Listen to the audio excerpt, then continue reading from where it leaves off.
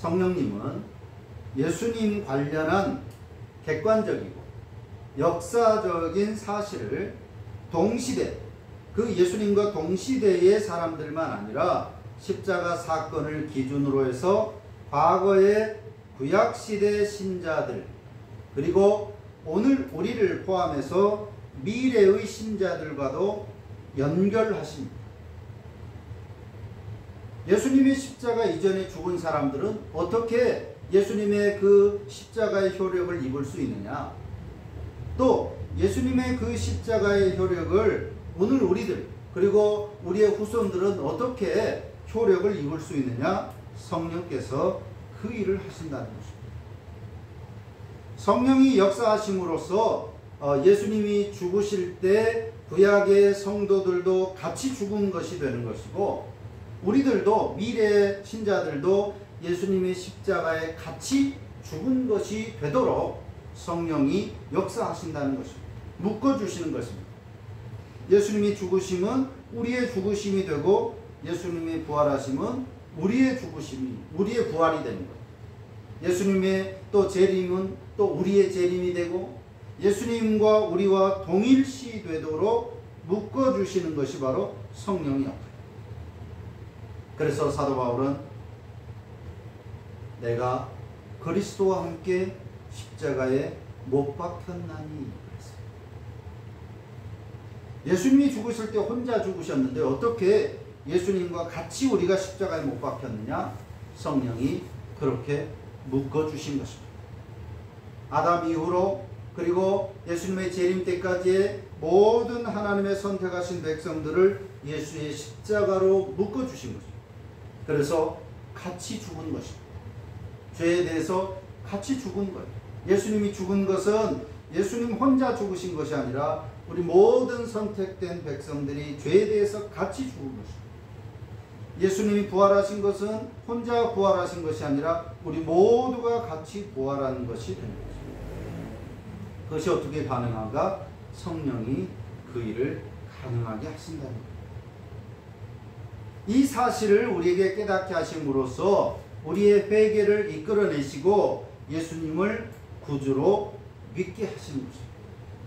나를 위해서 죽으셨구나. 내 죄를 위해서 죽으셨구나. 내 죄가 그때 죽었구나. 그러므로 우리가 회개하고 예수를 구주로 믿게 되는 것입니다. 성령님의 이 사역이 없으면 예수님의 그 사역은 한낱 잠깐 떠들썩한 해프닝에 지나지 않은 것이 되는 거예요. 내가 한 어떤 것은 무엇을 했든지 그 무엇은 성령의 사역으로 인한 결과일 뿐입니다. 내 신앙이나 내 구원을 자랑할 수 없는 이유가 바로 그것입니다. 성령이 내게 일어난 모든 일의 원인입니다. 내가 교회를 나왔다. 내가 회개했다. 내가 예수님을 믿게 되었다. 내가 말씀의 삶을 살게 되었다. 내가 한 그것은 사실 내게 공로가 있는 것이 아니라 그렇게 할 수 있도록 성령이 사역을 하셨기 때문입니다. 그러니까 자랑할 수 없다라고 성경은 말씀하고 있고, 구원이 오직 은혜라고 못 박아 말씀하고 있는 것입니다. 누구라도 성령으로 아니하고는 그 무엇도 할 수 없습니다. 예수를 주라고 부를 수 없는 것입니다. 이때 성령의 사역 수단이 말씀이라는 것입니다. 어떤 초자연적인 능력이나 강제적인 방법으로 회개와 믿음을 우리 속에 주입하시거나 또는 끄집어내는 것이 아닙니다. 물론 강제적으로 할 수 있습니다. 성령이 강제적으로 우리 속에 회개와 믿음을 주입할 수 있고, 또 말을 안 들으면 사업을 망하게 하고 다리를 부러뜨리고 병을 주고, 얼마든지 그런 능력이나 강제적인 방법으로도 우리를 신자로 이끌어내실 수 있습니다. 하지만 성령은 그렇게 하지 않으신다는 거예요. 우리가 회개하고 믿음을 갖게 되는 것은 초자연적인 능력이나 강제적인 방법이 아니라는 거죠. 성령의 방식은 교회 공동체가 사도들이 전하는 말씀을 받고 또 그 말씀을 전수해 나감에 따라 그리스도인들에게 이루어지게 하시는 것입니다. 말씀. 성령의 말씀 증거는 내적인 귀를 여는 것입니다. 아무리 말해도 들어먹지 않던 사람이 어느 날 말씀이 마치 천둥 번개처럼 마음에 깊이 울리게 되는 것은 성령께서 그 사람의 영적인 귀를 열었기 때문에 마치 사도행전에 나오는 자주장사 루디아의 마음을 열어서 바울의 말을 하나님의 말씀으로 받은 거죠. 수십 번 수백 번 복음을 전했는데도 귀뚱으로 듣지 않는 사람이 어느 날 무심코 지나가면서 던진 말이 복음의 말이 그 사람의 마음에 천둥으로 들리게 하는 것은 성령이 때가 되었기 때문에 그 사람의 영적 귀를 열어서 말씀이 들리게 하는 것입니다. 그리고 무뎌진 그 양심이 부드럽게 되도록 하신 것입니다. 성령께서 그 복음의 진리를 적용시키는 것입니다. 성령이 하시는 겁니다. 내가 어느 날 갑자기 마음이 돌변한 게 아닙니다. 어쩔 수 없기 때문에 하나님을 믿게 된 것이 아닙니다. 1차원적으로 우리 눈에는 그렇게 보여지지만 사실 돌아보면 성령께서 그 모든 일을 하신 것이다 라고 하는 거죠. 그래서 신자가 말씀에 반응하고 회개와 믿음을 자발적으로 강제적으로 회개하게 하고 강제적으로 믿음을 받아라. 믿음 받지 않으면 죽는다. 이것이 아니라 성령께서 우리에게 말씀을 들을 수 있는 귀를 주시고 그 말씀에 우리가 반응하고 그래서 회개와 믿음이 자발적으로 나오는 것입니다. 그렇게 성령님은 예수 그리스도의 구주 되심과 영화롭게 되심을 드러내시는 사역을 하십니다. 이처럼 성령님의 사역은 철저히 예수님의 사역을 잇고 예수님에게로 향해 있습니다. 오늘 본문 14절 말씀처럼 성령의 특별한 사역은 우리를 위해 십자가에 못 박히시고 부활하시고 지금 왕노로 타시는 예수 그리스도를 절실하게 느끼게 하고 순간순간마다 그분이 우리에게 영광스러운 존재가 되게 하시는 겁니다. 이런 이유 때문에 우리가 성령님의 과도하게 집착하고 머물러 있는 것을 경계해야 됩니다. 성령님, 정확하게 말하면 성령이 행하시는 어떤 신비한 능력에 사람들이 열광하는 것입니다. 성령 자체가 아닙니다.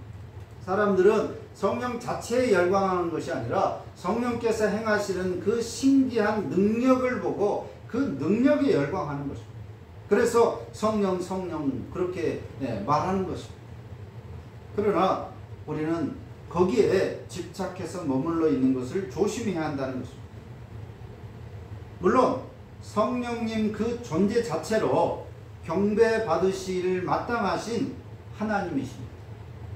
성령도 삼위 하나님으로서 우리의 경배받으실 분인 것은 사실이지만 성령님의 사역은 신자로 하여금 말씀으로 나아가서 예수님에게 이르도록 곧 그리스도를 우리에게 밝히 비추시기 때문에 성령의 그 능력의 방편에만 머무르고 싶어하는 유혹을 떨쳐내고 그리스도에게로 나아가야 한다는 거죠. 성령의 능력을 또 경험하고 싶고 또 새로운 능력을 또 받고 싶고 계속해서 더 쇼킹하고 더 강한 더 굉장한 능력을 받고 싶은 유혹이 누구에게나 있지만 그러나 성령께서 혹시라도 나에게 그런 초자연적인 신비한 어떤 능력을 나타내셨다 할지라도 그것을 붙들고 있는 것이 성령이 원하시는 것이 아니라는 거예요. 성령이 그것을 행하시는 것은 말씀을 가지고 그 말씀을 따라서 예수 그리스도에게로 나아가도록 위해서 그 사역을 하신 것입니다. 그래서 우리가 거기에 머물러 있어서는 안 된다는 것입니다. 계속해서 그런 초자연적이고 신비한 능력을 경험하고 싶은 유혹이 있지만 떨쳐내고 예수께 나아가고 그리스도를 닮아가고 그리스도의 장성한 분량에 이르도록 말씀을 체득하는 삶, 즉 말씀을 내 삶에 적용하고 또 적용하고 그 말씀을 따라서 변해가는 그런 삶을 살도록 우리가 해야 한다는 것입니다. 이제 우리는 성령에 대하여 질문을 달리 해야 됩니다. 먼저 우리는 이렇게 종종 묻습니다. 당신은 성령을 아느냐? 성령을 모르는 것을 신앙이 없다라고 말하는 사람도 있습니다. 그래서 성령을 아느냐고 묻습니다. 이제 이런 질문은 삼가해야 합니다. 우리가 물어야 하는 것은 당신은 예수 그리스도를 아는가입니다. 바로 이 질문이 성령께서 원하시는 질문입니다. 성령에 대해서 철저하게 알기를 원하시는 것이 아니라 성령이 행하시는 그 사역을 통해서 예수 그리스도를 알기를 원하시는 것이 성령의 뜻입니다. 그렇기 때문에 성령을 아느냐가 아니라 예수님을 아느냐라고 물어야 하는 거예요. 왜냐하면 우리가 본 것처럼 성령은 예수님과 그의 말씀을 알도록 조명하시는 분이기 때문입니다.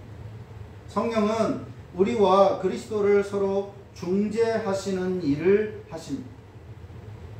성령은 자신에게 주의를 집중하고 자신에게 머물러 있기를 원하시는 분이 아닙니다. 성령님은 내가 경배를 받고 내가 존경을 받고 모든 신자들의 관심이 내게 쏠리기를 원하시는 그런 사역을 하시는 것이 아닙니다. 성령의 기쁨과 성령의 사역의 방향은 우리 믿음의 대상이신 성자를 영화롭게 하시고 성자로 말미암아 신자들이 하나님의 가족으로 자녀되었음을 증거하시는 그 일을 통해서 우리가 삼위일체이신 하나님으로 더불어 살아가는 그 삶이 더욱더 깊어지기를 원하십니다. 성령의 기쁨, 성령의 사역의 방향은 모든 사람들의 관심을 받고 내가 그것을 누리고 싶어하는 것이 아닙니다. 성령의 기쁨은 신자가 예수 그리스도를 깊이 아는 것, 그것이 성령의 기쁨. 만일 우리가 성령에만, 더 정확하게 말하면 초자연적인 성령의 그 역사들, 사람들이 성령 부르는 것은 성령 자체가 아닙니다. 다시 말하지만 성령이 행하시는 그 기이한 일들 때문에 성령을 말하는 것입니다. 우리가 그 성령의 능력, 초자연적인 역사에만 집착하여 머물게 된다면 의도치 않게 우리에게 두 가지 악행이 따라오게 됩니다. 우리가 성령을 말하는데 오히려 악행이 우리에게 나타난다는 것입니다. 그 하나는 바로 골로새 사람들이 그랬습니다. 골로새 사람들은 하나님보다 하나님의 전령인 천사를 숭배하는 잘못을 저질렀습니다. 천사라고 하는 것은 숭배의 대상이 아니라 하나님의 말씀을 전달하고 하나님의 사역을 전달하는 심부름꾼인데 골로새 사람들은 그 천사를 숭배하는 신앙을 가졌습니다. 이처럼 성령을 숭배하는 일이 생긴다는 것입니다. 성령도 물론 하나님이시기 때문에 우리가 성령을 믿고 따르는 것은 마땅한 일이지만 그러나 성령만을 성부 성자에 관심이 없고 성령만을, 그것도 성령 자체에 관심이 있어서가 아니라 성령이 행하시는 그 신비한 일 때문에 성령을 숭배하게 되는 것은 잘못된 신론에 빠지게 되는 것입니다. 이것은 성부와 성자에 대한 신앙 자체도 흐트러지고 왜곡되고 그래서 비뚤어진 신론이 되는 것입니다. 성령의 능력에 의해 자신이 영화롭게 되고자 하는 이상한 우상 숭배의 결과가 나타나고 결국 참된 신앙에서 이탈하게 되는 것입니다. 많은 한국 교회들이 바로 이런 행태의 길을 따라가고 있는 것입니다. 처음에는 성령에 대한 숭배 혹은 성령에 대한 오해가 없었는데 그 능력에만 집착하다 보니까 골로새 사람들처럼 천사를 숭배하고 천사를 통해서 하나님을 신앙해야 되는데 성령을 통해서 말씀으로 나아가고 예수 그리스도를 믿고 회개하고 참된 신앙의 삶을 살아야 하는데 능력만 받고 싶어 하는 것입니다. 그러다 보니까 이상한 신앙의 모습으로 변질되게 되는 것입니다. 성령을 말하는데 어떻게 악행에 빠지느냐, 이런 과정이 있게 되는 것입니다. 또 하나 악행은 그릇된 성령론을 가진 사람들이 그러는 것처럼 거짓된 영적 느낌과 환각의 세계에 빠져들게 되는 것입니다. 거짓된 영적 느낌. 하나님이 나에게 말씀하시는 것, 자기 착각에 빠집니다. 모든 사람들은 상상할 수 있습니다. 또 어떤 생각이 자기도 모르게 들어올 수 있습니다. 그런데 그것을 영적인 느낌이라고 사고 판단을 하는 것입니다. 그리고 심지어는 이제 들리지도 않는 소리가 들린다라고 보이지도 않는 것이 보인다라는 환각의 세계에 빠져들게 되는 것입니다. 성령의 그 초자연적인 능력에 집착할 때 바로 이런 부작용들이 나타나고 있고 실제로 오늘 한국 교회들의 많은 신자들의 모습에 바로 이런 행태들이 반복해서 나타나고 있습니다. 오히려 영혼과 육체를 망치게 되고 이런 사람들이 사회를 혼란하게 하는 신비주의자가 되는 것입니다. 신앙이 너무 좋은 것 같아요. 날마다 기도하고 열심히 헌신하고 정말 신앙이 좋은 것 같은데 그들이 하는 일들은 사회를 혼란하게 하는 것입니다. 태극기 부대는 그 좋은 예가 됩니다. 자기는 거짓말을 하고 있다고 생각하지 않습니다. 실제로 들리니까 들린다고 하는 것이고 보이니까 보인다고 하는 거예요. 그런데 그것은 환각이고 거짓 느낌인 것입니다. 그것이 바로 성령의 능력에만 집착하고 머물러 있기 때문에 나타나는 현상. 그것이 사탄의 주요 무기. 마치 마약과 같은 것입니다. 처음에는 달콤한 듯이, 처음에는 그럼으로써 내 신앙이 더 좋은 것처럼, 또 다른 사람들이 우러러보고 그러다 보니까 점점 더 거기에 매몰되어 가게 됩니다. 이제 사탄은 환난과 핍박이 아니라 그런 마약을 가지고 교회와 신앙을 흐트러뜨리는 그런 사역을 합니다. 그래서 본질에는 다가서지도 못하고 기만적인 신앙에 머물게 되는 거예요.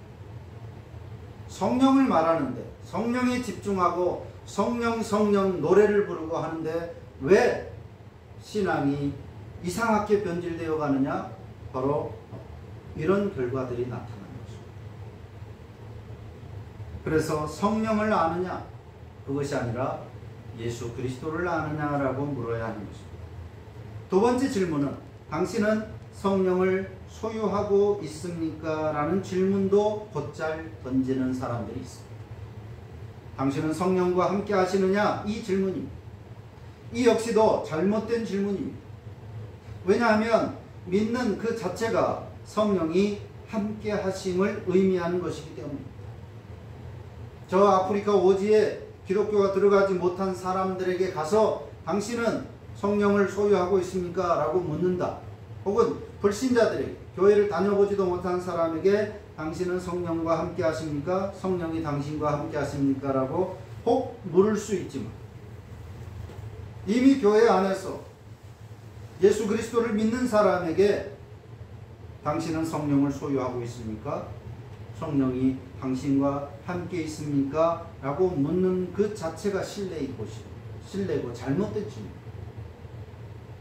예수를 믿는다는 것이 곧 성령이 함께 하심의 증거인데 뭔가 드러나지 않는다.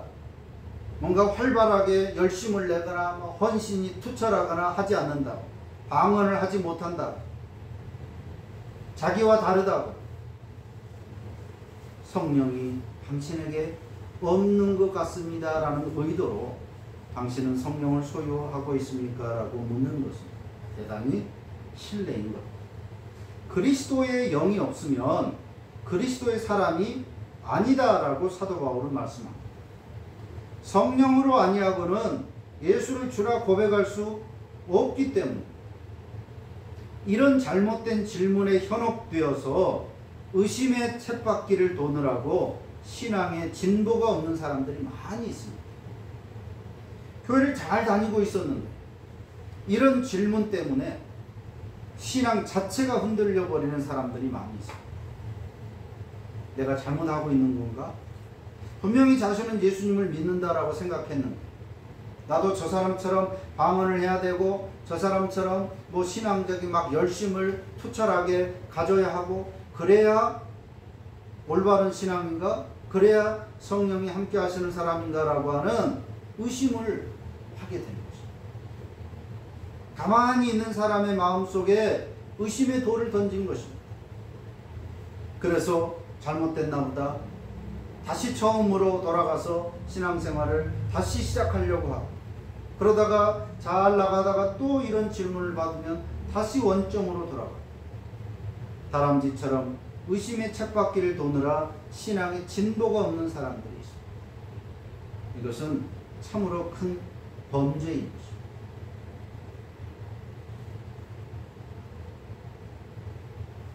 사도행전 2장 38절 말씀은 회개하여 각각 예수 그리스도의 이름으로 세례를 받고 죄사함을 받으라. 그리하면 성령을 선물로 받으라. 선후를 분명하게 여기서 말씀하고 있습니다. 회개하고 예수 그리스도의 이름으로 세례를 받고 죄사함을 받으라. 회개하여 예수를 믿었습니다. 그러면 성령을 선물로 받으라. 성령이 어떤 사람에게 있느냐? 예수 그리스도를 믿는 사람에게 성령이 계시는 겁니다. 성령이 나와 함께 하신다는 것이 안 보이는 것이 당연한 것입니다. 영이시기 때문에. 그런데 성령이 나와 함께 하시면 어떻게 할 수 있느냐? 예수 믿는 사람은 그것이 곧 성령이 함께 하시는 증거입니다. 그러니까 예수 믿는 사람에게 열심히 교회를 잘 다니고 있는 사람에게 물론 어떤 교회를 위해서 헌신이 좀 모자랄 수도 있고 신앙이 아주 투철하지 않을 수도 있습니다. 그러나 그래도 꼬박꼬박 교회 잘 다니고 있고 스스로 예수 믿고 있다고 생각하는 사람에게 당신은 성령을 소유하고 있습니다. 내가 볼 땐 아닌 것 같은데 그 말이 속에 있는 것. 당신은 성령을 소유하고 있습니다. 대단히 신뢰되고 심지어 범죄에 해당하는 질문입니다. 우리는 이미 내 가운데 우리 가운데 계시는 성령의 안부를 반복하여 확인하는 것을 조심해요. 이미 나와 함께 하시는데, 예수 믿는 나와 함께 하시는데 자꾸만 성령님 내 안에 계시지요, 나와 함께 계시지요, 자꾸만 안부를 묻는 것 자체가 잘못된 것입니다. 또한 성령의 초월적인 사역에만 집중하는 것도 지양해야 됩니다. 우리 신자의 지향은 말씀을 통한 성령의 조명하심과 인도하심을 따라 예수 그리스도에게로 뚜벅뚜벅 한 걸음씩 나아가는 것입니다. 사람마다 속도의 차이는 있을 수 있겠지만 성령의 능력에만 머물러 있지 않고 말씀을 통해서 성령이 가르치시고 깨닫게 하시는 그 말씀을 통해서 더 예수를 알아가고 더 예수를 닮아가는 그런 삶으로 나아가는 것이 우리 신자들이 지향해야 하는 신앙의 모습입니다. 성령의 안부를 자꾸 반복하는 것, 성령의 초월적인 사역에만 집중하는 것은 지양해야 되죠. 성령의 사역을 통해서 예수 그리스도를 더 깊이 알아가는 것을 지향하는 우리 신자의 삶이 되어야 됩니다. 그것이 성령님의 기쁨이고 성령님의 사역의 방향입니다. 성령의 기쁨과 성령님의 사역의 방향을 우리가 다시 한번 깊이 새길 필요가 있겠습니다. 기도합니다.